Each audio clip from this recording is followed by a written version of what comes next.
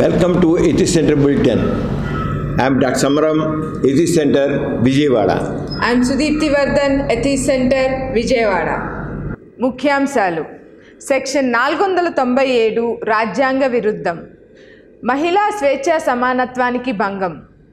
పురుషుని చేతిలో బానిసను చేస్తోంది. సుప్రీంకోర్టు సంచలన తీర్పు. కులోన్మాదం పరువు హత్యలకు మూలం. యువత ఆలోచనలు ఎల్లప్పుడూ అభ్యుదయాన్నే కోరుతాయి. గాంధీజీ మునిమనవడు డాక్టర్ ఆనంద్ గోకాని. ఎప్పుడైతే ఒక మనిషి భ్రాంతికి గురయ్యాడో అతన్ని పిచ్చివాడు అంటారు. అదే భ్రాంతికి అనేక మంది గురైతే అదే మతమవుతుంది. ప్రముఖ పరిణామ జీవశాస్త్రవేత్త రిచర్డ్ డాకిన్స్. దేశాన్ని కాపాడాలంటే సనాతన ధర్మాన్ని పాటించాలి. కేంద్ర మంత్రి గిరిరాజ్ సింగ్ ఉవాచ. సామాజిక అసమానతలపై యుద్ధం ప్రకటించిన భారతరత్న డాక్టర్ బిఆర్ అంబేద్కర్. పెరుగుతున్న ఆత్మహత్యలకి నివారణ మార్గం లేదా? ప్రేమ పెళ్లిళ్ళు నిలువవా? తల్లిదండ్రులు కుదిర్చిన వివాహాలే సరైనవా?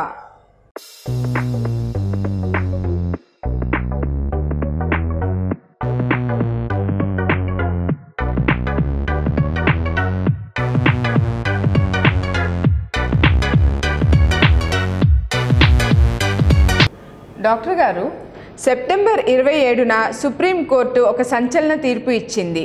ఐపీసీ సెక్షన్ 497 రాజ్యాంగ విరుద్ధమని, అది పాతకాలపు పనికిరాని చట్టమని, మహిళా స్వేచ్ఛకు సమానత్వానికి భంగం చేస్తోందని, పురుషుని చేతిలో బానిసను చేస్తోందని, భార్యపై భర్తకి సర్వాధికారం లేనే లేదని, మహిళలు కూడా లైంగిక స్వేచ్ఛ ఉందని, పరస్పర ఇష్టంతో మరొకరిని కలవవచ్చని, అలా కలవడం సామాజిక తప్పే కానీ నేరం కాదని, అందుకని సెక్షన్ 497 ఆధారంగా వివాహేతర సంబంధం పెట్టుకున్న స్త్రీని కానీ పురుషుని కానీ శిక్షించడం పనికిరాదని, వివాహేతర సంబంధం పెట్టుకుంటే దానిని ఆధారంగా తీసుకుని విడాకులు పొందవచ్చని తీర్పు ఇచ్చింది. దీనిపై మీ వాక్యం ఏమిటి?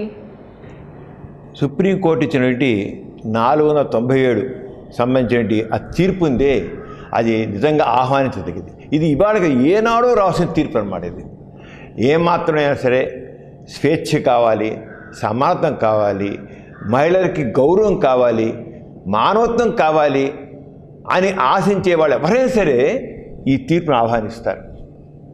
గోరా గారు ఏమన్నా, లేకపోతే అంబేద్కర్ ఏమన్నా, మరొకరు ఉన్నా తప్పనిసరిగా ఈ చట్టాన్ని ఏనాడో తెప్పించి ఉండేవారు. ఎందుకంటే మహిళ పురుషునికి ఒక ఆస్తి కింద ఈ సమాజం భావిస్తుంది. సుప్రీంకోర్టు ఆ రంగా ఏం చేసిందంటే మహిళల స్వేచ్ఛకి, స్వాతంత్ర్యానికి, గౌరవానికి భంగం కలిగించే విధంగా ఈ 497 సెక్షన్ ఉంది కనుక దీన్ని రద్దు చేయాలి అని. సామాజిక నీతిని మాత్రం పాటించండి. అదే సుప్రీంకోర్టు చెప్పింది. స్త్రీ పురుషునికి బానిస కాదు, సమానత్వం, పురుషుడు స్త్రీ సమానం, ఇద్దరు జోడు గుర్రాలు, జోడెద్దులు. ఆ జోడెద్దుల్ని ఒక ఎద్దు డామినేట్ చేసి ఎలాగొస్తుంది? కుదరదు. డామినేట్ చేసి ఎద్దు వదిలేయాల్సిందే, పోవాల్సింది బయటికి. ఆ సంసారం ఎలా నడుస్తుంది? నో, ఈదో కూడా నీ ఎద్దుని కట్టాం కనుక ఆగాల్సిందంటే ఇది ఇట్లా అవుతుంది, ఇది ఇట్లా అవుతుంటుంది, ఆ పడివి గూతో పడుతుంటాయి. ఇప్పుడు అదే జరుగుతుంది మన జీవితంలో. అందుచేత సుప్రీంకోర్టు తీర్పు ఆహ్వానించదగ్గది. స్త్రీ స్వేచ్ఛ, స్త్రీ సమానత్వం, మహిళా సాధికారిత, మహిళా అభ్యుదయం, సామాజిక అభ్యుదయం, వీటన్నిటి రీత్యా చూసినట్లయితే సుప్రీంకోర్టు తీర్పు విశాలత పొందిన ప్రతి ఒక్కళ్ళు, పురుష అహంకారంతో ఉన్నవాడు కాదు, వాడేం చేయలేడు. విశాలత పొందినవాడు మహిళా వాడి మీద ఆహ్వానిస్తాడు, ఆహ్వానించదగ్గది. అలా అప్పుడే సమాజం ముందుకు వెళ్తుంది. డాక్టర్ గారు, ఇటీవల కులం కానివాడిని పెళ్లి చేసుకుంటే పరువు పోయిందని, కూతురు పెళ్లి చేసుకున్న వాడిని హత్య చేసిన సంఘటనలు జరుగుతున్నాయి కదా. ఈ సందర్భంలో నాస్తిక కేంద్రంలో నాస్తిక మిత్రమండలి సమావేశంలో వక్తలు ఏం మాట్లాడారో తెలియచేయండి. సుదీప్తి, మనం చూస్తాం ఇటీవల కొంతకాల క్రితం, కొద్ది నెలల క్రితమే కృష్ణా జిల్లాలోని పరువు నష్టం పేట ఒక అమ్మాయిని చంపడం జరిగింది. ఆ తర్వాత మిర్యాలగూడలో ఆ అబ్బాయిని చంపడం. పరువును ఏంటి? కులం, మా కులం పోతుంది. కులం అమ్మాయి వేరే ప్రేమ వివాహం చేసుకుంటే మా పరువు పోతుంది. ఈ పరువు ఏంటో, ఇదేంటి కులం పేరిట మా పరువు పోవడం అనేది ఇది చాలా అమానుష్యమైన తండ్రి చంపేశాడు. మిర్యాలగూడలో ఎంతో ప్రేమగా పెంచుకున్న అమ్మాయిని, ఆ అమృతని, ఆ మారుతిరావు వాళ్ళ హస్బెండ్ని చంపరిచాడు. ఎందుకు? పరువు. అంతేకాదు, ఒక దళిత వర్గానికి చెందినవాడు, వాడు క్రైస్తవ మతం తీసుకుని తీసుకోవచ్చు, ఒక దళిత వర్గానికి చెందినవాడు తన కూతురికి భర్తను అవ్వడం సహించలేకపోయాడు. తన కూతురు ఆమెతో సహించలేకపోయాడు. అంటే ఆమెతో ఉండడం తన పరువుకి భంగం అనుకున్నాడు. ప్రేమించి తన కన్నాడు గనక, పెంచారు గనక ఆమె ఆ పిల్ల తన ఆస్తి అనుకుంటే తప్పు. నో, ఎక్కడ ఏ పిల్లలు తల్లిదండ్రుల ఆస్తి కాదు. పెంచడం అనేది వాళ్ళ డ్యూటీ. తర్వాత వాళ్ళు ఇష్టపడ్డవాడు చేసుకో.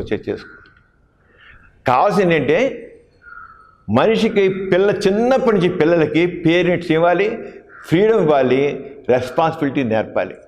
చిన్న వస్తువు కొనుక్కుంటాడు, ఒక షాప్కి వెళ్ళి ఒక చిన్న బండి, కారు లాంటి చిన్న కొనుక్కుంటాడు. నా తండ్రి ముందు వద్దంటాడు, కాదు నాకు కావాలంటాడు. కావాలంటే లేదు కూతురు అంటే, చూడమ్మా తప్పని కొనుక్కో, నీకు స్వేచ్ఛ ఇస్తాను, కొనుక్కోండి కాదు. కానీ దీన్ని చెడగొట్టుకోకు. అంటే స్వేచ్ఛని కొనుక్కోవడానికి స్వేచ్ఛ ఇవ్వాలి, దాన్ని కాపాడుకునే రెస్పాన్సిబిలిటీ నేర్పాలి ప్రతి విషయంలో. అలాగే నువ్వు పెళ్లి చేసుకో, ఇష్టపడ్డవాడిని పెళ్లి చేసుకో, కానీ ఆ వాడితో సరిగ్గా ఉండు, చక్కగా ఉండు. ఆయన్ని సెలెక్ట్ చేసుకో, నీకు తగ్గట్లుగా ఉన్నాడా లేదా. చేర్చరిస్తే చిన్నప్పటి నుంచి నీ సబ్జెక్టు, నీకు ఏ ఇష్టం సబ్జెక్టు, నేనేమో ఏదో మ్యాథ్స్ అనుకుంటున్నాను, నీకు ఫిజిక్స్ ఇష్టమా తీసుకో, కానీ బాగా చదువు. నేనేమో ఏదో ఇంకోటి ఇంజనీరింగ్ మెడిసిన్ వెళ్తావా, అయితే ఆరోగ్యం చక్కగా చదువుకో. ఎప్పుడైతే స్వేచ్ఛనిచ్చి ఆ స్వేచ్ఛతో వాడు బాధ్యతలు కూడా వదిలిపెడితే వాడు చక్కగా తయారవుతారు. అసలు అదే గుడ్ పేరెంటింగ్ అంటాం. ఆ గుడ్ పేరెంటింగ్ లేకపోవడంతో ఏంటైపోతుందంటే పిల్లల విషయంలో తల్లిదండ్రులు మా ఆస్తి అనుకుని వాళ్ళు చేసే భరించలేకపోతున్నారు వీళ్ళు. నో, పిల్లలు తల్లిదండ్రుల ఆస్తి కాదు. దీంట్లో కులం మరి అసలు లేదు. వాళ్ళు ఇష్టపడ్డ వాళ్ళని కులం మతంతో ప్రమేయం లేకుండా పెళ్లి చేసుకుంటేనే. అసలు కులం మతం లేకుండా ప్రమేయం లేకుండా పెళ్లి చేసుకున్నప్పుడే ఆ పుట్టే సంతానం చాలా ఆరోగ్యంగా ఉంటుంది. సైంటిఫిక్గా తీసుకునేది జనరేషన్స్ ఒకే కులంలో పెళ్లి చేసినా కాకుండా దూరంగా ఇతర కులాల్లో చేసినా, ఇతర రాష్ట్రాల్లో చేసినా, ఇతర దేశస్తులు చేసుకుంటే ఆ మానవ జాతి ఆరోగ్యంగా. అంటే మామూలుగా జీన్స్లో కొన్ని రిసెసివ్ జీన్స్, కొన్ని డామినేషన్ రిసెసివ్ జీన్స్ కొన్ని నష్టం చేసి ఉంటాయి. ఒకే జాతిలో అలా చేసుకుంటూ వెళుతుంటే, ఒకే కులంలో చేసుకుంటుంటే రిసెసివ్ జీన్స్ రెండు కలిసి బలవంతంగా మారిపోయి ఆ కండరాల జబ్బులు, నరాల జబ్బులు, గుండె జబ్బులు, ఈ జబ్బులు, ఆ జబ్బులు, అన్ని జబ్బులు వస్తుంటాయి. జాతి ఆరోగ్యంగా ఉండాలంటే కులాంతర, మతాంతర, దేశాంతర వివాహాలు జరగాలి. ఈ ఇష్టంలోనే మన నాస్తికంలో మన కులోన్మాదం, ఈ పరువు హత్యల్లో కులోన్మాదం ఎంత దారుణంగా ఉంది అని చెప్తూ జరిగింది. ఇది మనం రెగ్యులర్గా ప్రతి నెల నాస్తిక కేంద్రంలో మన నాస్తిక సమావేశం ఏర్పాటు చేస్తున్నాం. ఈసారి ఈ విషయం పైన దాని చర్చ జరిగింది. దాని చాలా గట్టితో చాలా బాగా మాట్లాడారు. ఆ విషయాలు తెలుసుకుందాం. కులాన్ని వర్ణించినప్పుడు క్యాస్ట్లెస్, రిలీజియన్లెస్, ఐఎమ్ హ్యూమన్. ఎప్పుడైతే ఐఎమ్ హ్యూమన్ అనుకుంటారో అప్పుడే సమానత్వం వస్తుంది. అంతేగాని నా కులం నాది, నా కులం నాది ఉంచుకుంటాను అన్నట్టు కుదరదు. కులాన్ని వదిలిపెట్టి రావాలి. అందుకనే ప్రభుత్వం ఏం చేయాలంటే ఎడ్యుకేషన్ ఇన్స్టిట్యూషన్లో కానివ్వండి, గవర్నమెంట్ జాబ్స్ సంబంధించిన కానివ్వండి, అన్నిట్లో కూడా కులం కాలం ఎత్తివేయాలి. అయితే కాన్స్టిట్యూషన్ ప్రకారంగా కొంతమందికి ఇప్పుడు తెలుసు ఎస్సీలు, ఎస్టీలు వీళ్ళకి కొన్ని అవకాశాలు ఇచ్చారు కనుక ఉపయోగించుకోవాలనుకున్నాడు. మరి అది వేరే విషయం. కానీ నేనైతే చెప్తున్నా అంటే వాళ్ళు కూడా కులరహిత సమాజం కావాలి అనుకుంటే మాత్రం వాళ్ళు నాకు ఏ కులం లేదని వాళ్ళు కూడా అలా చెప్పాలి. అలాగే ఇలాంటి ధర్మశాస్త్రాలు అయ్యే వీటన్నిటి పక్కన నేను విజ్ఞులందరికీ వచ్చి కోరేదంటే ఈ పుస్తకాలను పక్కన పెట్టండి. ఇండియన్ కాన్స్టిట్యూషన్లో ప్రతి ఒక్కడికి రైట్స్, హ్యూమన్ రైట్స్ వరకు ఉన్నాయి. ప్రతి ఒక్కడికి జెండర్ డిస్క్రిమినేషన్ లేదు, క్యాస్ట్ డిస్క్రిమినేషన్ లేదు, రిలీజియస్ డిస్క్రిమినేషన్ లేదు. కాన్స్టిట్యూషన్ ప్రకారంగా మనం దాన్ని ఇంకా సెక్యులర్గా, ఇంకా లౌకిక రాజ్యంగా మనం మలుచుకుందాం. ఆల్ ఆర్ హ్యూమన్స్, నిజంగా సెక్యులర్ దృక్పథాన్ని కనుక గట్టిగా పెంపొందించి గట్టిగా నిలబడితే మార్పు వస్తుంది. నేను నాస్తికులని విద్య గారి బిల్లులో పెట్టినప్పుడు నేను నాస్తికురాలని చెప్పాను. అంచేత పార్లమెంట్లో విద్య గారు ఒక్కడే కులం మతం అని దగ్గర లేదని రాసిన వాళ్ళు ఉన్నారు. కానీ అక్కడ విద్య గారు స్పష్టంగా నేను నాస్తికురాలని కూడా స్పష్టంగా రాయడం జరిగింది. విద్యార్థులు కానీ యువకులు కానీ లేకపోతే ఉపాధ్యాయులు కానీ వాళ్ళు చేయవలసింది నాకు కులం లేదు, నీకు కులం ఉండడానికి వీలు లేదు అని చెప్పాలి. ఆప్షన్ కాదు. ఎవరి వీలు లేదని ఎప్పుడైతే చెప్తామో అప్పుడు గట్టి మార్పు వస్తుంది. అసలు మన రాజ్యాంగం ప్రకారం వెళుతున్నాం. మనం రాజ్యాంగానికి వ్యతిరేకంగా అనట్లేదు, వాళ్ళు రాజ్యాంగానికి వ్యతిరేకంగా వెళుతున్నారు. ఏం చేతంటే ఇందాక సమరం గారు చెప్పినట్లుగాను మన రాజ్యాంగం అటువంటిది సెక్యులర్ భావాలతో ఉంది. మన రాజ్యాంగం అటువంటిది సమానత్వం వైపు స్వేచ్ఛ వైపు వెళుతోంది. ఆ లక్ష్యాన్ని తీసుకుని ముందుకు వెళ్ళాల్సిన ఆవశ్యకత ఎంతైనా ఉంది. అదే కాకుండా పిల్లలు పుట్టిన దగ్గర నుంచి చనిపోయేదాకా కులాలు మతాలు చెప్పాల్సిన అవసరం లేదు.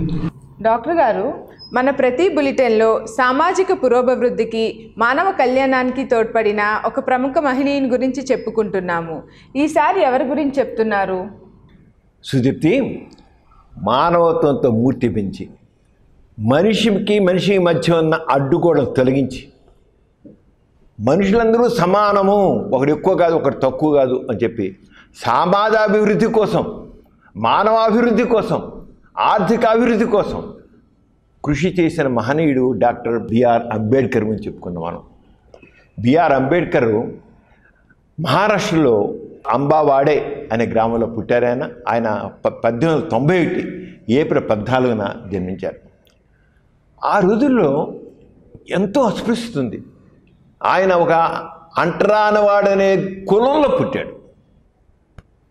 అంటరానితనం, అంటరానివాడు, ఓ శూద్రుడు, అంటరానివాడు, అలాంటి వాళ్ళు అనుకునేవాడు కుటుంబంలో పుట్టాడు. అతని బాల్యం చూస్తే నిజంగా ఏమాత్రం మానవత్వం ఉన్నా సరే చెల్లించిపోతాడు. చదువుకోకపోయిన చిన్నప్పుడు చాలా మేధావి, అతనిలో చాలా ఐక్యత చాలా ఎక్కువ ఉంది. అతను చదువుకోవాలని తప్పని చెప్తే స్కూల్ వెళ్తా అంటే స్కూల్లో అందరూ అగ్రకులస్తులో పిల్లలు ఉన్నారు. తను దళిత వర్గానికి చెందినవాడు కదా, తన అన్నయ్య కూడా ఉన్నాడు.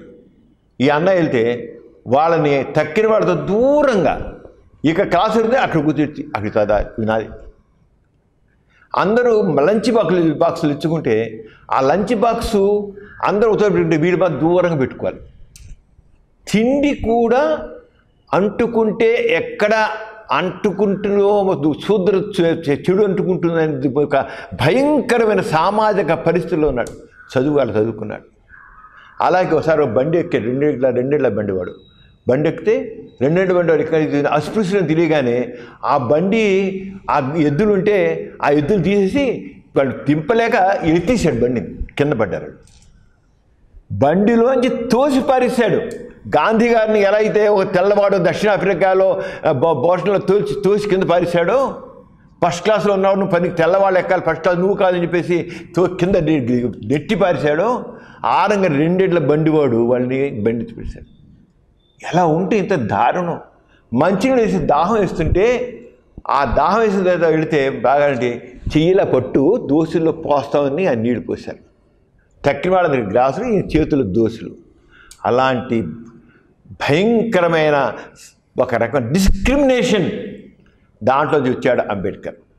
ఆయన మొట్టమొదటి ఒకటే చెప్పాడు, చదువు ద్వారానే మనిషి బాగుపడతాడు, చైతన్యం వస్తుంది, భావ విప్లవం వస్తుంది అని చదవాలి అని చేశాడు. అలాగే స్వేచ్ఛ కావాలి, ప్రతివాడికి సమానత్వం కావాలి, మనుషులంతా కలిసిమెలిసి ఉండాలి అన్న దాంతో అన్నిటి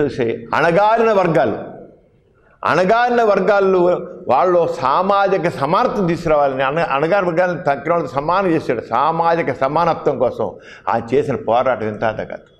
అందరూ ఏమనుకుంటారు, మామూలుగా మనకు తీసుకుంటే నేను భారతీయుణ్ణి, చాలామంది అనుకుంటారు నేను భారతీయుణ్ణి, నేను హిందువుని, తర్వాత నేను సోదరుని, నేను రెడ్డిని, నేను లేకపోతే ఇంకో నాయుడిని, లేకపోతే ఫలానా వాడిని చెప్పుకుంటుంటారు. మామూలుగా స్టెప్ ఉంటారు. కానీ ఇది చూసి సామాజిక సమానత్వం కావాలంటే ఇలా కాదు, నేను మొదటి భారతీయుని, తర్వాత కూడా భారతీయుడినే. ఎంత ఒకటి 100 సార్లు చెప్పాడు, నేను మొదట భారతీయుడిని, తర్వాత కూడా నేను భారతీయుడిని. అలాగే ఆయన హిందూ మతంలో ఆయన మన మానవులకి ఒక రకమైన అసమాధానం కలిగించేటి మనుధర్మశాస్త్రాన్ని ఆయన చాలా వ్యతిరేకించారు. కరెక్టే. మనుధర్మశాస్త్రంలో చాతుర్వర్ణం, బ్రాహ్మణులు, క్షత్రియులు, వైశ్యులు, శూద్రులు అని చెప్పి మనువు ఏం చేశాడంటే ఎవరి వారికి శూద్రులు ఉన్న వాళ్ళు ఏం చేయాలి, పంచములు వాళ్ళు ఏం చేయాలి అంటే మనుషుల్ని విభజించపరిచాడు ధర్మశాస్త్రం. మొత్తం సిస్టమ్ అంతా మొత్తం హిందూ మతం యొక్క సిస్టానంతా కూడా ఒక వివక్షతో, మనుషుల మధ్య వివక్షతో చేశాడు. ఈ దళితులు అన్న వాళ్ళని ఎప్పుడు దళితులుగానే ఉంచేసాడు. దళితులకి ఏంటి బాటి మొట్టమొదటి చాతుర్వర్ణం అనేది కేవలం ఏదో పని చేయడానికి విభాగం, పని చేయడానికి ఒకటి పని చేసి ఇది పని చేస్తున్నట్లుగా ఒక ఆఫీసులో ఒక సూపరింటెండెంట్, ఒక క్లర్కు, ఒక ఇంకోనట్లుగా ఎలా పని భారీగా ఈ సెక్షన్ హెడ్ క్లర్కు, ఆ సెక్షన్ హెడ్, ఈ సెక్షన్ హెడ్ అన్నట్టుగా ఆ రంగా పెట్టింది. చివరికి కులం కింద మారిపోయి దాంతో దళితుల్ని ఎప్పటికీ దళితులుగా ఉంచారు. వాళ్ళకి ఆర్థిక అవకాశాలు లేవు, విద్యా అవకాశాలు లేవు, సామాజిక గౌరవం లేదు, అణిచివేతకు గురయ్యారు, పూర్తిగా హీనంగా చూడబడ్డారు. అందుకు ఇదే కాదు అని చెప్పేసి అంబేద్కర్ ఏం చేశాడంటే అణగారిన వర్గాలకు కూడా చదువు ఉండాలి, అణగారిన వర్గాలకు కూడా ఆర్థిక అవకాశాలు ఉండాలి, అణగారిన వర్గాలకు కూడా సామాజిక న్యాయం ఉండాలి. All are equal. ఆయన అలాగే రాజకీయ అధికారం కావాలి, అణగారిన వర్గాలకు రాజకీయ. అందుకని ఆయన మన భారత రాజ్యాంగానికి ఆయన అధ్యక్షుడిగా ఉండి భారత రాజ్యాంగ నిర్మాత అంబేద్కర్. దాంట్లో అందరికీ స్వేచ్ఛ, సమానత్వం, సమాన గౌరవం చేశాడు. చదువుకోవడానికి, పైకి రావడానికి ఎవరైతే అణగుడి ఉన్నారో, అణగాని కులాలు ఉన్నాయో, అణచబడిన కులాలు ఉన్నాయో వాళ్ళందరూ చదువుకోవడానికి అవకాశం కల్పించాడు. అలాగే బడుగు వర్గాల అభ్యున్నతి కోసం ఆర్థిక అవకాశాలు ఇచ్చాడు. అవకాశాలు మనం ఇవన్నీ ఇప్పుడు ఈరోజు అసలు ఎడ్యుకేషన్లో కొంతమందికి కొన్ని రకాల రిజర్వేషన్స్ ఉన్నాయంటే ఎందుకు ఇచ్చే రిజర్వేషను? ఆ రిజర్వేషన్ కేవలం అట్టడుగునప్పుడు ఉన్న వాళ్ళకి పైకి రావడానికి, వాళ్ళందరూ పైకి వస్తేనే సమాజం ముందు వెళ్తుంది. లేకపోతే సమాజం కొంత కుళ్ళిపోయిన అంగాల్లాగా పడి ఉంటారు. No, all are equal, all are equal, మానవులంతా ఒక్కటే అన్న దానికోసం ఆయన చేశారు. అంతే మనుధర్మ శాస్త్రాన్ని ఆయన పూర్తిగా, ఆయన వేదాలని తప్పట్లేదు, ఉపనిషత్తులు తప్పట్లేదు, భగవద్గీత తప్పట్లేదు. ఆయన మాత్రం మనుధర్మ శాస్త్రాన్ని తగలబెట్టండి అన్నాడు. నిజమే, మనుషుల మధ్య విభేదాలు సృష్టించి మనుషుల్ని వేరు చేసే ఏ ధర్మమైనా సరే, ఏ మతమైనా సరే అది పనికిరాదు. ఆ రంగా అది చాలా. ఆయన ఏమన్నాడు? బ్రాహ్మణ వాదానికి వ్యతిరేకంగానే బ్రాహ్మణ వ్యతిరేకం కాదన్నాడు. బ్రాహ్మణ వాదం అంటే హిందూ ధర్మశాస్త్రం, మను ధర్మశాస్త్రం. ఈ మను ధర్మశాస్త్రం ఉందే దానికి నీ వ్యతిరేకం. అంతగా బ్రాహ్మణులు గాంధీ గారు కూడా చెప్పారు, నేను బ్రిటిష్ వాళ్ళ సామ్రాజ్యవాదానికి వ్యతిరేకం కానీ బ్రిటిష్ వాళ్ళకి వ్యతిరేకం కాదు. బ్రిటిష్ వాళ్ళు సామ్రాజ్య దేశాలు ఆధిపత్యం చేస్తాను, ఆ తత్వం వెళ్ళి ఆల్రెడీ వెళ్ళి నువ్వు మనిషి, నేను మనిషిని, నువ్వు ఎందుకు సామ్రాజ్యం తీసుకోవచ్చు? ఆ రంగానే ఇతను కూడా అందరూ సమానమే. బ్రాహ్మణ వ్యక్తిని నేను ద్వేషించను, బ్రాహ్మణ వాదాన్ని అంటే హిందూ మతంలో మను ధర్మశాస్త్రాన్ని, మనుషులు విడి చేసే వాదాన్ని, మనుషులు వేరే చేసే భావాన్ని, కులంగా ఉండే భావాన్ని నిర్దేశం అన్నాడు. కుల నిర్మూలన కావాలన్నాడు. కావాల్సిందే. గోరా గారు ఎంత స్పష్టంగా చెప్పారంటే గోరా గారు కూడా ఈ విషయంలో చేసి కులే కాదు, కుల నిర్మూలన కోసం వాళ్ళు చేశారు. దాని కులాంతరవాహాలు, మతాంతరవాహాలు, దేశాంతరవాహాలు కావాలని చేశారు. ఎప్పుడైతే కులాంతరవాహాలు చేసుకుంటామో పుట్టే పిల్లలకి ఏం కులం ఉంటుంది? రెండు వేరే కులాలు వాళ్ళు చేసినట్లయితే వేరే పుట్టే పిల్లలకి కులం ఉండదు. కానీ కొంతమంది తిరిగిగా ఈ రిజర్వేషన్స్లో కోసం ఎవరు చేస్తారు? ఎవడైతే తక్కువ కులం ఉంటుందో వాళ్ళు ఆ తక్కువ కులం, ఏదో సామాజిక వర్గం ఎక్కువ కులం లేదు. నో, యాంటీ క్యాస్ట్లెస్ సొసైటీ రావాలి, క్యాస్ట్లెస్ సొసైటీ. అంతే. అలాగే అంబేద్కర్ చేశాడు, ప్రభుత్వం అనేది మత ప్రమేయం లేకుండా ఉండాలి. ఏ ప్రభుత్వ కార్యాలయంలో కూడా మతపరంగా ఏ కార్యక్రమాలు జరగడానికి వీలు లేదు, సెక్యులర్గా ఉండాలి అని చెప్పేసి అని మరి రాజ్యాంగ నిర్మాత ఆయన స్పష్టంగా చెప్పాడు. అంటే ఈ మహనీయులందరిలో ఉన్నది ఏంటి? మానవత్వం. ఆ మానవత్వం ఏంటి? మనుషులంతా ఒక్కటే, మానవులంతా ఒకటే. ఇక్కడ ద్వేషం కాదు, మనుషులు విడదీసేటటువంటి భావం మీద తిరుగుబాటు, మనుషులకి మనుషుల మధ్య అసమానత సృష్టించే సిద్ధాంతాల మీద తిరుగుబాటు, మనుషుల మీద, ఆ కులస్తుల మీద కాదు. ఇప్పుడేం రేపోతుంది?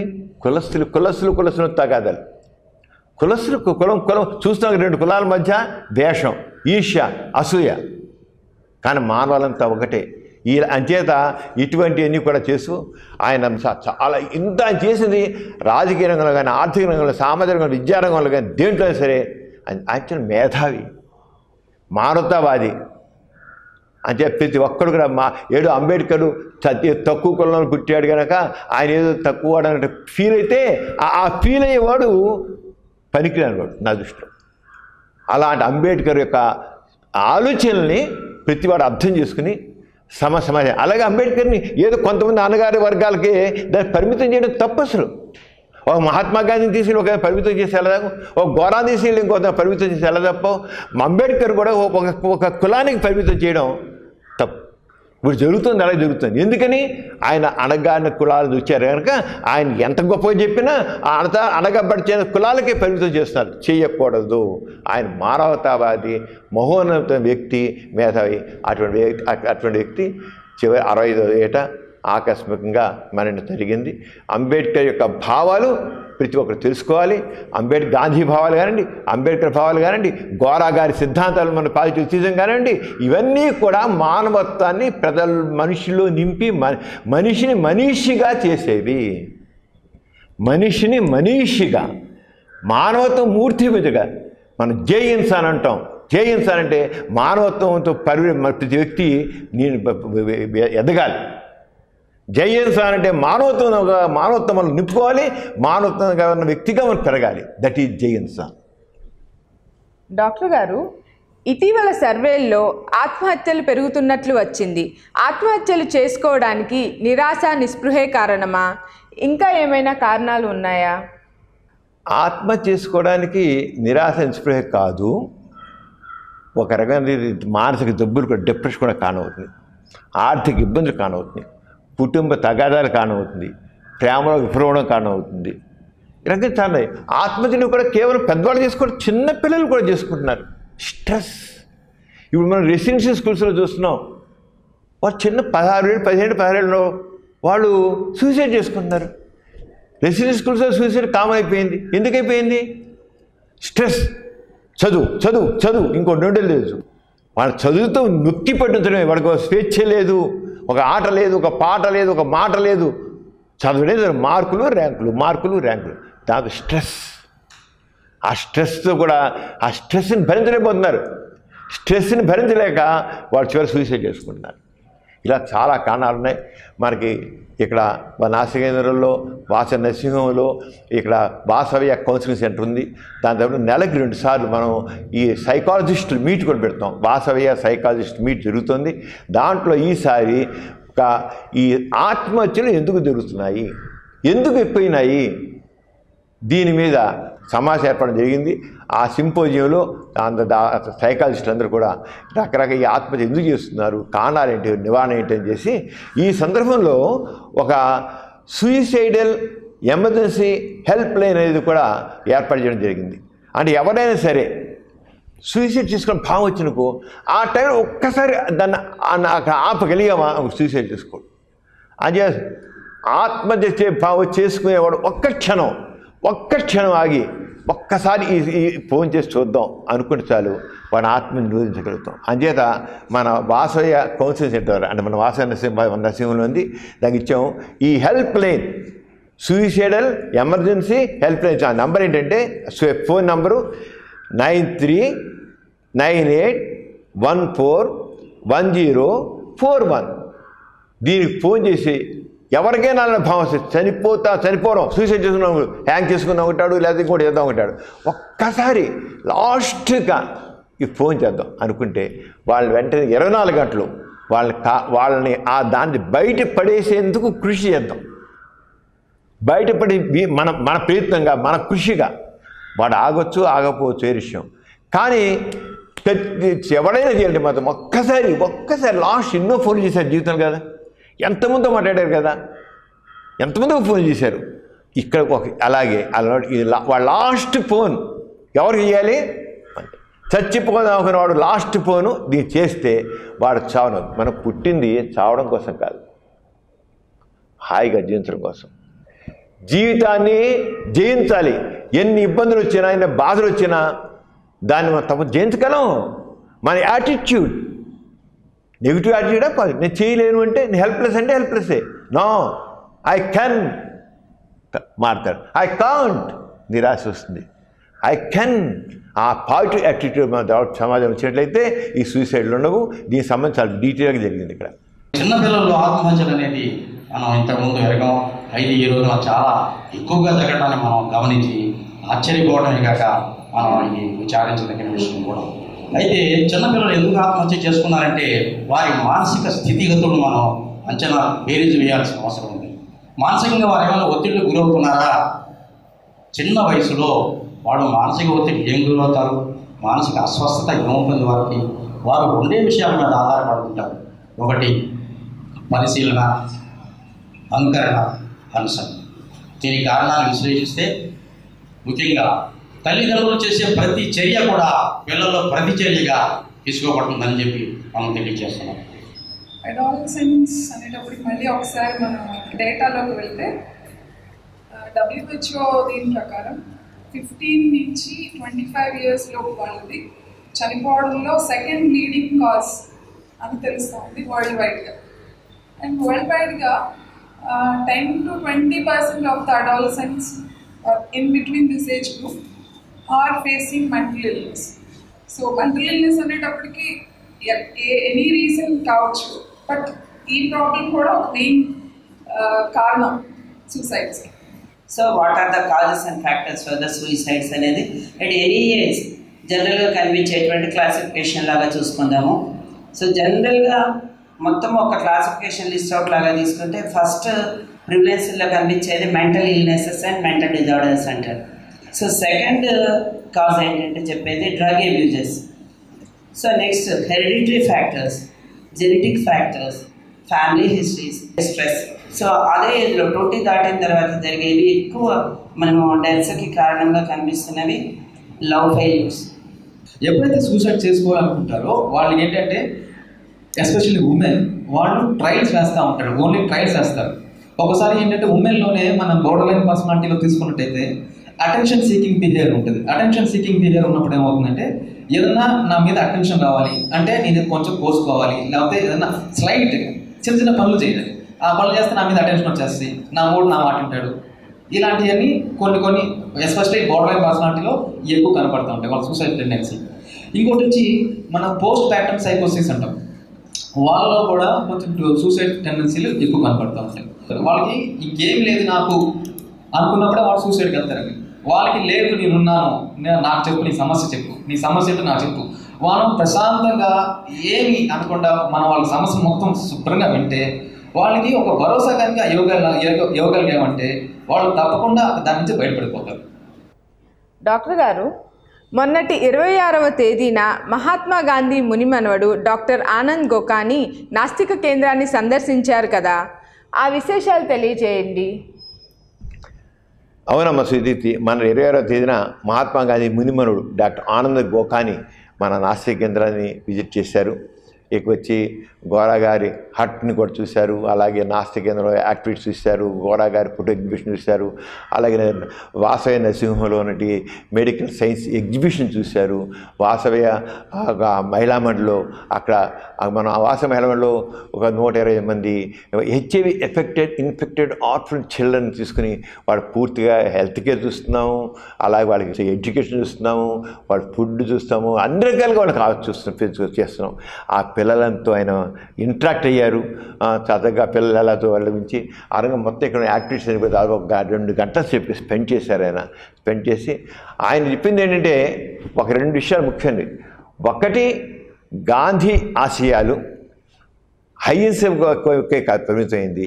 ఆ గాంధీ ఆశయాలు మనిషికి సమానత్వం కోసం, శాంతి కోసం, సమానత్వం, శాంతి, ఆత్మ గౌరవం, సెల్ఫ్ ప్రతి వ్యక్తికి ఆత్మగౌరవం ఉండాలి, ఆత్మగౌరవం ఉండాలి అని చెప్పి యువత మార్పును కోరుతుంది. యువత మార్పు కోరుతుంది, అర్థం చేసుకోవాలి. అది తప్పదు, మార్పు కొడతాయి. యువత మార్పునే కోరుతుంది, అభ్యుదయాన్ని కోరుతుంది.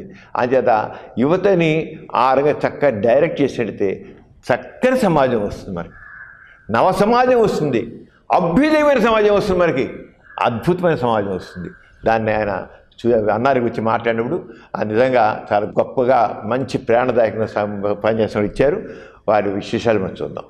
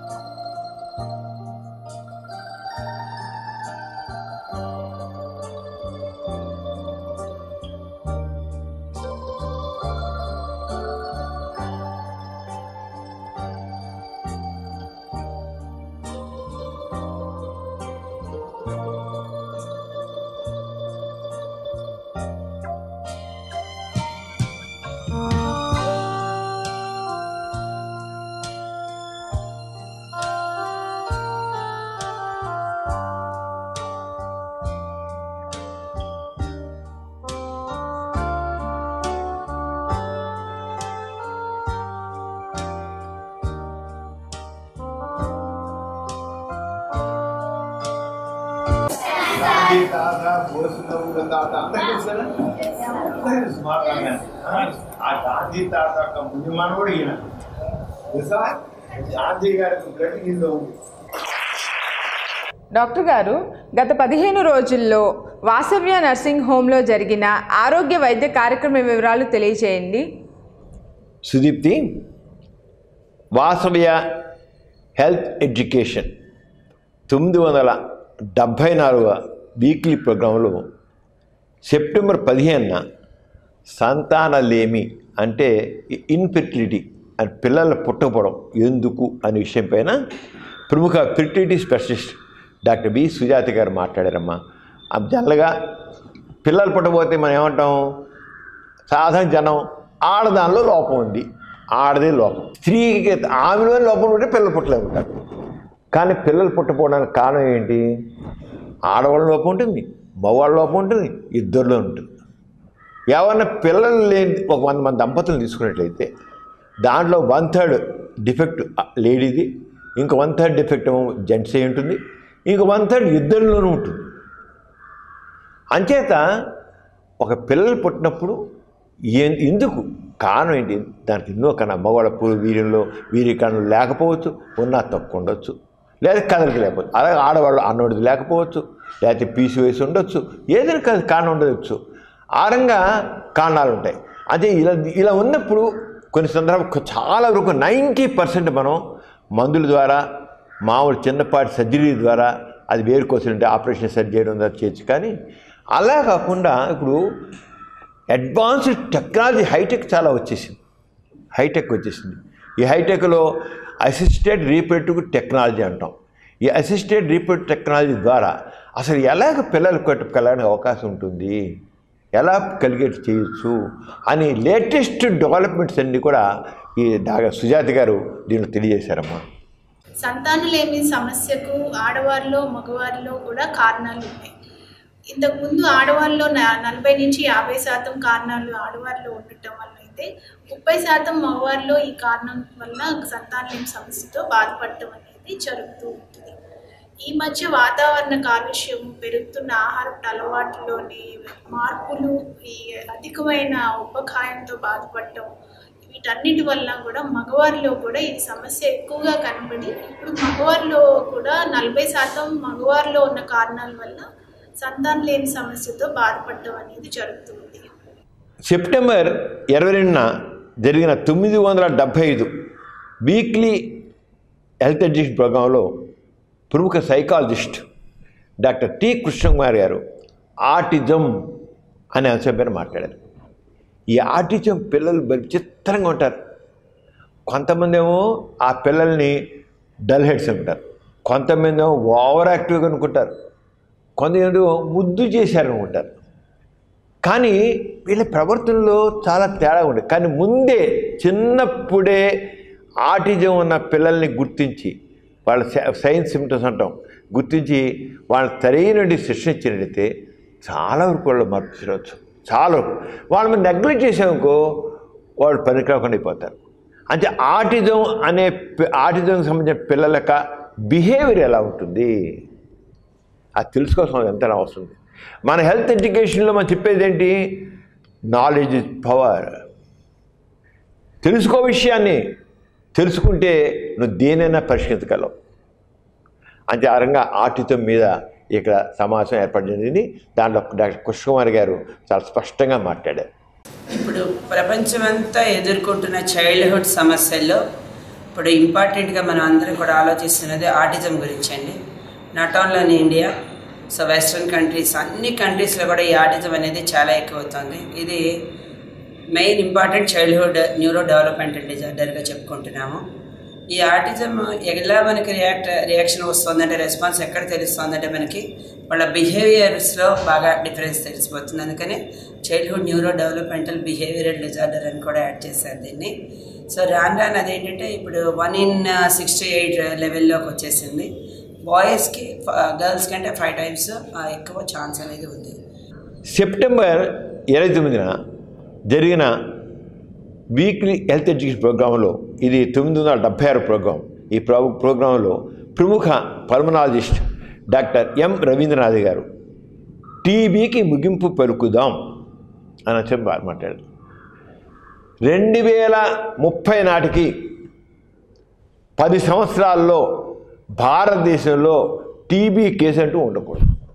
అది ఇప్పుడు మా భారత ప్రభుత్వం యొక్క ఉద్దేశం. పోలియో ఉండకూడదు అనుకున్నాం, పోరాడాం, 10-15 సంవత్సరాలు పోలియో నిర్మూలించగలిగాం. మసూచి ఉండకూడదు అనుకున్నాం, మసూచిగా నిర్మూలించాం. ఇప్పుడు టీబీ అనేది కూడా, టీబీ అనేది చేయి వ్యాధి, మన వాళ్ళకి నిమ్ము అంటుంటారు. దీన్ని కూడా 2030 నాడు కనీసం 2020 చాలా రోజులు కంట్రోల్ చేసి 2030 నో అసలు టీబీ కేసు చూద్దామా లేని స్థితికి చేయాలి. అదే టీబీకి ముగింపు పలుకుదాం. ఏ ఉద్యమం అయినా సరే వెళ్ళాలంటే ఒక్క డాక్టర్లు చేస్తేనో ఒక ప్రభుత్వమే పాల్గొంటేనో సరిపోదు. ప్రజల్లో కూడా భాగస్వామ్యం ఉండాలి. ప్రజల భాగస్వామ్యం ఉంటేనే ఏ కార్యక్రమం ముందుకు వెళుతుంది. అంచేత ఈ టీబీకి ముగింపు పలుకుదాం అనే కార్యక్రమం అంటే ఏమిటి, అసలు టీబీ వ్యాధి లక్షణాలు ఏమిటి, దాన్ని ఏ రకంగా ముగింపు పలుకుతాం, దాంట్లో ప్రజల భాగస్వామ్యం ఏంటి అనేది రవీంద్రనాథ్ గారు చాలా స్పష్టంగా మాట్లాడారు. ఈ ప్రోగ్రాంని ఇండియన్ మెడికల్ అసోసియేషన్ జాతీయ స్థాయిలో దీన్ని మొత్తం ఒక పెద్ద పెట్టున టేకప్ చేసింది. అంటే Indian medical association government of India కలిసి ఈ కార్యక్రమం చేస్తోంది. ఈ కార్యక్రమంలో మరి డాక్టర్లందరినీ ఎలాగైంది మనం డాక్టర్ ఇలాంటి వైద్యం ఆరోగ్య సంబంధించిన డాక్టర్లే కదా, అంచేత ఎలా చేస్తాం ఏంటని రవీంద్రనాథ్ గారేమో ఆంధ్రప్రదేశ్లో మొత్తం Indian medical association Andhra Pradesh state అంతటికి ఆయన కన్వీనర్గా ఉన్నారు. ఆయన ప్రతి జిల్లాకి మళ్ళీ వేరే ఇన్ఛార్జ్ పర్సన్స్ ఉన్నారు. ఈ జిల్లాల వారీగా ప్రతి డాక్టర్ని ఎడ్యుకేట్ దీని గురించి ఈ కార్యక్రమంలో ఏ రకంగా మనం కొనసాగిద్దాం, ఏ రకంగా చేద్దాం అని దానికి సంబంధించి కూడా చెప్తున్నారన్నమాట. ఇప్పుడు ఈ విషయంలో ప్రజలను చేతంతో చేయడం కోసం ఇక్కడ జరిగింది, కార్యక్రమం జరిగింది. ఆయన చాలా చక్కగా ఆ కార్యక్రమాలను వివరించారు. అంతకుముందు మనం చూసుకున్నట్టయితే టీబీ జబ్బు నిర్ధారణకి కళ్ళ పరీక్ష చేసి టీబీ క్రిమిని కనుగొంటే సరిపోయేది. ఇప్పుడు టీబీ క్రిమి కనుక్కోవడం అనేది కాకుండా ఆ టీబీ క్రిమి ఏ మందులు పనిచేస్తున్నాయి, టీబీ కంట్రోల్కి రిఫాంప్సిన్, ఐఎన్హెచ్ అనే ప్రధానమైన మందులకి రెసిస్టెన్స్ని కూడాను మనం అప్ఫ్రంట్ సిబి నాట్ అంటాం. అంటే ఎర్లీగానే ఈ కళ్ళ పరీక్ష చేసి ఏవే మందులు పనిచేస్తున్నాయి అనేది నిర్ధారణ చేసి దాని పరంగా ఆ పేషెంట్కి ఆ వైద్యం ఇచ్చే ఫెసిలిటీని, డయాగ్నోస్టిక్ ఫెసిలిటీని ఇప్పుడు అన్ని గవర్నమెంట్ హాస్పిటల్స్లోనూ అన్ని ప్లేసెస్లోనూ అవైలబుల్గా చేయడం జరుగుతుంది. ఇప్పుడు ఉన్నటువంటి ఈ యొక్క ఆలోచన స్పీడ్ కనుక మనం ఇదే రకంగా ముందుకు తీసుకెళ్తే ఈ జబ్బుని, టీబీని 2025 సంవత్సరానికి మనం ఖచ్చితంగా కంట్రోల్ చేయగలుగుతామని భావిస్తా ఉన్నాం. డాక్టర్ గారు, మతం గురించి ప్రముఖ పరిణామ జీవ శాస్త్రవేత్త రిచర్డ్ డాకిన్స్ వ్యాఖ్యానిస్తూ, ఎప్పుడైతే ఒక మనిషి భ్రాంతికి గురయ్యాడో అతన్ని పిచ్చివాడు అంటారు. అదే భ్రాంతికి అనేక మంది గురైతే అదే మతం అవుతుంది అని పేర్కొన్నారు కదా. దీని అర్థం ఏమిటి? మతం గురించి ఇంకా ఆయన ఏమన్నారో చెప్పండి. రిచర్డ్ డాకిన్స్ ఆయన ఈ జీవశాస్త్రానికి సంబంధించి వర్గం ఏంటంటే పితామహుడు అనవచ్చు. పరిణామ జీవశాస్త్రం మనకి మొత్తం జీవాలు ఎలా వచ్చాయి, ఏంటి జీవం పుట్టుకేంటి, ఎలా డెవలప్ అవుతూ వచ్చాయి, ఈ జీవాలు కొన్ని కొత్త వచ్చాయి, కొన్ని పాత పోయాయి, జీవాల్లో డెవలప్మెంట్ వచ్చింది అన్ని మనం ఎలా అయితే డార్విన్స్ థియరీ ఎలా ఉంది ఇప్పుడు ఆ డార్విన్స్ థియరీకి చక్కగా సరిపేట్టుగా జీవి పుట్టుక దగ్గర నుంచి 3,100 కోట్ల సంవత్సరాల నుంచి జీవి పుట్టుక అప్పటి నుంచి ఎలా మారుతూ వచ్చాయని చెప్పుకుంటారు. ఏదైనా సరే ఒకటి సైన్స్ అనేవాడు ఎప్పుడు కూడా ఎందుకు, ఏమిటి, ఎలా అని ప్రశ్నిస్తారు. ఏదైనా ప్రశ్నించడం ద్వారానే వస్తుంది, ఏదైనా పరిశీలన ద్వారానే మనకు దాని తగ్గట్టుగా సమాధానం వస్తుంది. ఆ ప్రశ్నించడం, పరీక్షించడం, పరిశీలించడం అనేది సైన్స్. మతం అనేది ప్రశ్నించమన్నారు. ప్రశ్నకి పులిష్టపడి ఈ సృష్టి అంతా దేవుడు సృష్టించాడు అంటాడు. అది ఆ దేవుడిని ఎవరు సృష్టించారు? ఓ దేవుణ్ణి ఎవరు సృష్టి అనకూడదు, దేవుణ్ణి ప్రశ్నించకూడదు అంటారు. అంటే మనిషి జిజ్ఞాసకి, పరిశోధనకి, పరిశీలనకి మతం ఇప్పుడు పులిష్టా పెడుతుంది, అజ్ఞానంలో ఉంచుతుంది. అందుకని రిచర్డ్ డాకిన్సన్ అలా అన్నాడు. భ్రాంతి గల ఒకటి భ్రాంతి ఉన్నట్లయితే పిచ్చోడు అంటారు. అదే భ్రాంతి ఎంతమందిలో ఉంటే అది మతం అంటారు. కరెక్ట్. మత విశేషం తీసుకున్నట్లయితే, మతపరమైన తీసుకుంటే అంతా ఒకరికైనా కల్పితాలు, ఊహలు, కానీ నిజం నమ్ముతారు. ఓ పిచ్చోడు ఉంటాడు, పిచ్చోడు ఆ డెల్యూజన్స్ అన్నింటినీ నిజమని నమ్ముతాడు. ఇక్కడ తెలివితేటగానే ఉంటాయి, తెలుసు, కానీ వాడు నిజం అనుకుంటాడు. అంటే వివేకాన్ని ఉపయోగించకపోవడం, విజ్ఞతను ఉపయోగించకపోవడం. ఆయన ఇంకా ఏమన్నాడు? నేను మతానికి వ్యతిరేకం ఎందుకంటే, డికెన్స్ ఏమన్నాడు? నేను మతానికి వ్యతిరేకం ఎందుకంటే ప్రపంచాన్ని అర్థం చేసుకోకుండా మనల్ని సంతృప్తి చెందమని మతం బోధిస్తుంది. ప్రపంచం అర్థం చేసుకోవద్దు, అంతే చాలు. అంటే నీకు ఒకటి చెప్పేస్తుంది, అర్థం లేదు చెప్తుంది, నమ్మండి. ఒక కుక్కను చూపించేసి మేక అన్నాడు. కుక్క ఏంటి, మేకటి, ఇది మేకలేండి కుక్క, నేను పరీక్ష చేస్తాను, డిఎన్ఏ పరీక్ష చేస్తాను అని అనవచ్చు లేటెస్ట్గా. నో డిఎన్ఏ పరీక్ష చేయకూడదు, కుక్కని మేక అంటే మేకే, అంతే. అంటే మతం ఏం చేస్తుంది? అందుకని అని నేను మతానికి వ్యతిరేకం ఎందుకంటే ప్రపంచాన్ని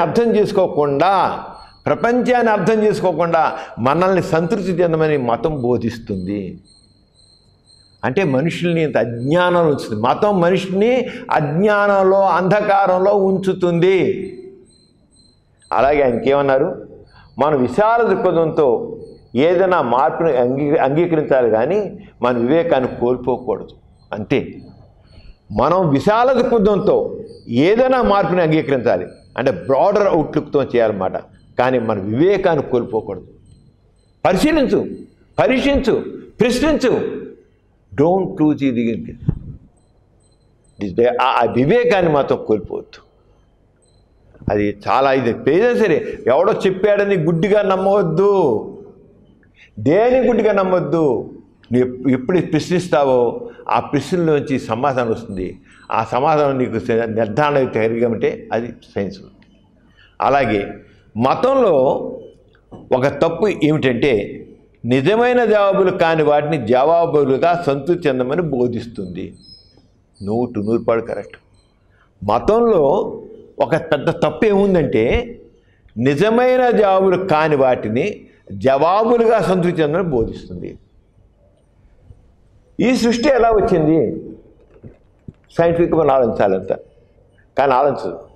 ఏముంటుంది? ఒక అబద్ధం చెప్తుంది. దేవుడు సృష్టించాడు. దేవుడు ఆదివారం నాడు దేవుడు సోమవారం నాడు ఏదో భూమిని సృష్టించను, మంగళవారం నాడు ఏదో జీవులు సృష్టించను, సోమవారం ఇంకోటి సృష్టించను, ఆదివారం విశ్రాంతి తీసుకోం. అది జవాబు. అది నిజమా? అంత అబద్ధం, అంత అబద్ధం. ఈ అబద్ధాన్ని, ఈ జవాబులు నిజమైన జవాబులకి అంగీకరించబడుతుంది మతం. అంచేది ఏ మాత్రమే సరే సైంటిఫిక్గా ఆలోచిస్తే వెంత అంచేత రిచర్డ్ డాకిన్స్ చెప్పింది చాలా కరెక్ట్. మనం ప్రతి ఒక్కరు కూడా దాన్ని అర్థం చేసుకోవాలి. డాక్టర్ గారు, ఇటీవల కేంద్ర మంత్రి గిరిరాజ్ సింగ్ మాట్లాడుతూ దేశాన్ని కాపాడాలంటే సనాతన ధర్మాన్ని కాపాడాలని, సనాతన ధర్మాన్ని కాపాడాలంటే మహర్షులు చూపించిన వాటలో నడవాలని, మనంతటికి మనమే గోత్రాలను కలుపుకోవాలని, నాది ఋషి శాండిల్యుడి గోత్రమని, అందువల్ల నా పేరుకు ముందు గోత్రాన్ని చేర్చుకుంటున్నానని, నా పేరు శాండిల్య గిరిరాజ్గా మార్చుకుంటున్నానని, సనాతన ధర్మాన్ని ఆచరించే వాళ్ళందరూ నాలాగే తమ పేరుకు ముందు గోత్రాన్ని చేర్చుకోవాలని అన్నారు. దీనిపై మీ కమెంట్ ఏమిటి? ఇదంతా అర్థం లేని సమాజాన్ని వెనక్కి మళ్లించేటి పద్ధతి. ఇప్పుడు చాలామంది మన కేంద్ర మంత్రులు చూసినట్టయితే ఇలాంటి వాళ్ళే ఉన్నారు. ఎంత సనాతన అర్థం లేని ఆలోచనలు ఉన్నాయంటున్నాయి. సనాతన దేశాన్ని వీళ్ళందరూ కూడా ప్రోగ్రెసివ్గా ఉండే సమాజాన్ని వెనక్కి పంపించవాళ్ళని చూస్తున్నారు. ఒక పక్కేమో కులత్వం పెరిగిపోతుంది, మతత్వం పెరిగిపోతుంది. అది పోవాలి. అసలు పేరుల్లో అసలు కులం మొత్తం తెలియకుండా చేయాలని ఒకటి నేను చెప్తాను. ఎవరి పేరు చివరా రెడ్డి, చౌదరి, లేదు వర్మ, శాస్త్రి, ఇవన్నీ కయ్యి తోకలున్నాయే కట్ చేసి పక్కన పరిస్థితి లావాలి. అంతేకాకుండా పేరులో కులం ఒక మతం తెలిసేట్లు ఉండకూడదు. ఇప్పుడు చాలా వరకు ఫ్యాషన్గా పెడుతున్నారు పేర్లు, ఏది మంచిగా మార్చేవో పెడుతున్నారు ఫ్యాషన్గా. ఇప్పుడు పేర్లు చాలా ఫ్యాషన్గా చేయలేదు పూర్వకాలంలాగా చివరిగా. అయినా ఫ్యాషన్ చివరి ముందు ఆడవాళ్ళకైనా మగవాళ్ళకైనా సరే చివరి రెడ్డి, చౌదరి ఇలా ఇల్లు తగిలిస్తున్నారు. ఆడపిల్లలు కూడా చిన్నప్పటి నుంచి మనుషుల్లో వాడు మనవాళ్ళు కాదు, వాళ్ళు మనవాళ్ళు కాదు అంటే మనుషుల మధ్య అడ్డుగోడల్ని నిర్మిస్తున్నారు. పేర్లతో అడ్డుగోడలు నిర్మిస్తున్నారు. పేర్లతో మనుషుల్ని మనవాడు కాదంతే తేలుస్తున్నారు. పేర్లతోనే తేల్చేస్తారు. వాడు రెడ్డా అయితే మనవాడు కాదు, వాడు చౌదరా మనవాడు కాదు. What is this nonsense? All are equal, మనుషులంతా ఒకటే. ఇప్పుడు ఈ రకమైన భావజాలం సమాజంలో మనుషుల్ని విడగొట్టేంటి భావజాలం. ఈ గోతాలు పెట్టుకుంటున్నాడు, ఇంకో పెట్టుకుంటున్నాడు, రేపు కులాలు పెట్టుకుంటాడు, మతాలు పెట్టుకోమంటాడు. ఇవన్నీ పోవాలి. అసలు ఎలా ఉండాలంటే అసలు ఈ మంత్రి గారు చేయాల్సింది ఏంటంటే యాక్చువల్గా కేంద్ర మంత్రి గారు కులాల్లో ఏ రకమైన మతం కానీ కులం కానీ తెలియకుండా ఉండాలి. పేరు అనేది కేవలం మనిషి యొక్క గుర్తించడం కోసం. పేరు పిలవాలి. మనం ఎవరు 10 మంది ఉన్నారు, వాళ్ళ ఎక్స్ వై రావాలి. ఆ ఎక్స్ని పిలవాలంటే పేరు కావాలి 10 మంది చోట. అందుకోసం పేరు, కానీ మన కులం కోసం కాదు, మన మతం కోసం కాదు. ఈ పేర్లు మన కులాన్ని మతాన్ని పెంచుకోవడం కోసం కాదు, మనుషుల మీద విభేదం సృష్టించడం కోసం కాదు. ఈయన ఏం చేయాలంటే కులం పేరుల్లో ఎటువంటి కులం కానీ మతం కానీ తెలిసేట్లు ఉండకుండా పేర్లు పెట్టాలని శాసనం చేయాలి. ఈయన రివర్స్ మాట్లాడతాడు. ఇలాంటిది పూర్తిగా అభ్యుదయాలను ఖండించి తీరాలి. సెప్టెంబర్ 23న విజయవాడలో సామాజిక మార్పు కోసం భావ విప్లవం సదస్సు జరిగింది. ఆ సదస్సు విషయం తెలుసుకుందాం. మీరు ఈ దేశంలో ఉన్నటువంటి సంఘ సంస్కృతులను చెప్పబడే ప్రతి వాళ్ళు తమ జీవితాలను సామాజిక విప్లవం కోసం ప్రారంభించారు. ఉదాహరణకు బుద్ధుడు, ఆయనది రాజకీయ విప్లవం కాదు. ఇంకా ఒక మాటలో చెప్పాలంటే రాజకీయాలను వదిలేసేపోయాడు. ఆయన రాజకీయాలను వదిలేసి ఏ విప్లవం కోసం వెళ్ళాడంటే సామాజిక విప్లవం కోసం వెళ్ళాడు. భారతదేశంలో చార్వాకుల తర్వాత అంత పెద్ద ఉద్యమాన్ని నిర్మాణం చేసినటువంటి వాడు, అంత పెద్ద సామాజిక విప్లవాన్ని సృష్టించినటువంటి వాడు మనకు గౌతమ బుద్ధుడు మాత్రమే కనిపిస్తాడు. గౌతమ బుద్ధుడు ఏ విప్లవాన్ని తీసుకొచ్చాడు, ఎంత అద్భుతమైన విప్లవాన్ని దేశంలో ఎస్టాబ్లిష్ చేశాడు, అది ప్రపంచ దేశాలకు ఎలా వ్యాపించింది అనేటటువంటి విషయాన్ని మనం ఒకసారి జ్ఞాపకం చేసుకున్నట్లయితే వి కెనాట్ ఇమాజిన్. 2500 సంవత్సరాల తర్వాత కూడా ఇవాళ మనం బుద్ధుడు చేసినటువంటి పని చేయలేకపోతున్నాము, బుద్ధుడు చేసినటువంటి విప్లవాన్ని సృష్టించలేకపోతున్నాము. బుద్ధుడు వ్యాప్తి చేసినటువంటి భావజాలాన్ని ఇవాళ మనం 1% కూడా వ్యాపింపజేయలేకపోతున్నాం. దానికి ప్రాణభయం కావచ్చు, లేకపోతే మూర్ఖుల సంఖ్య ఎక్కువ ఉండొచ్చు, లేకపోతే రాజ్యం బలంగా మరి ఈ మూఢ విశ్వాసాలకు బలంగా ఏమంటారు సపోర్ట్ చేయడం కావచ్చు. కాబట్టి వాస్తవమైనటువంటి భావజాలం ఎప్పుడైతే ఈ సమాజంలో ప్రచారం అవుతుందో, ఆ బాధ్యతను ఎప్పుడైతే ఇక్కడ ఉన్నటువంటి మేధావులు ఇంటెలెక్చువల్స్ ఎత్తికెత్తుకుంటారో అప్పుడు సరైనటువంటి విప్లవాలు వస్తాయి. ప్రజలు స్వేచ్ఛ సమానత్వంతో మానవులాగా జీవించడం జరుగుతుంది. చూశారు కదండి, భారత నాస్తిక సమాజం సైంటిఫిక్ స్టూడెంట్స్ ఫెడరేషన్ అక్టోబర్ 12, 13, 14 తేదీలలో వరంగల్లో నాస్తిక విద్యార్థి యువజన సమ్మేళనం 2018 నిర్వహిస్తోంది. ఆ సమాచారం తెలుసుకుందాం. మిత్రులారా, సమాజ శ్రేయోభిలాషులారా, అభ్యుదయవాదులారా, ఆలోచన పరిజ్ఞానం ఉన్న విద్యావంతులారా, మేము అక్టోబర్ 12, 13, 14 శుక్రవారం, 2వ శనివారం, ఆదివారం 2018లో వరంగల్ జిల్లాలోని కాకతీయ విశ్వవిద్యాలయంలో ఉన్న మెయిన్ ఆడిటోరియంలో 1000 మంది విద్యార్థి యువతకి నాస్తికోద్యమం పట్ల ప్రాథమిక అవగాహన కలిగించడం కోసం 3 రోజుల పాటు శిక్షణ కార్యక్రమాన్ని ఏర్పాటు చేశాం. ఈ అవకాశాన్ని నాస్తికులైన వారు, యువకులు సద్వినియోగం చేసుకోవాలని ఈ సందర్భంగా కోరుతున్నాం.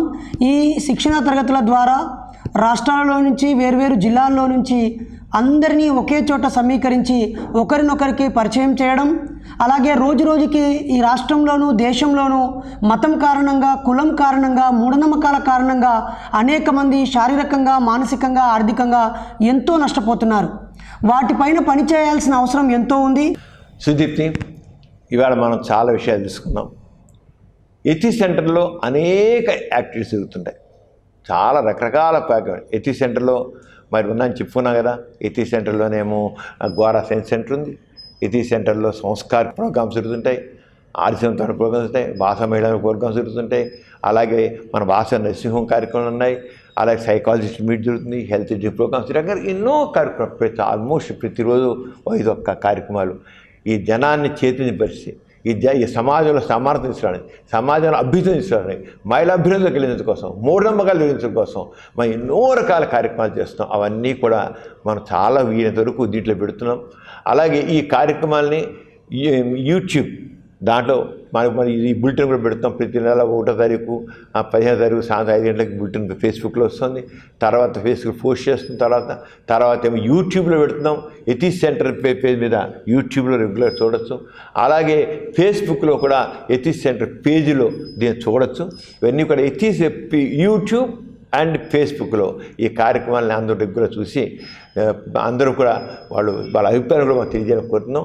ఇంత చక్కగా కొన్ని వేలాది మంది చూస్తున్నారు ఈ కార్యక్రమాలని. వాళ్ళందరికీ ధన్యవాదాలు తెలియజేస్తాం. జై ఇన్సాన్. జై ఇన్సాన్.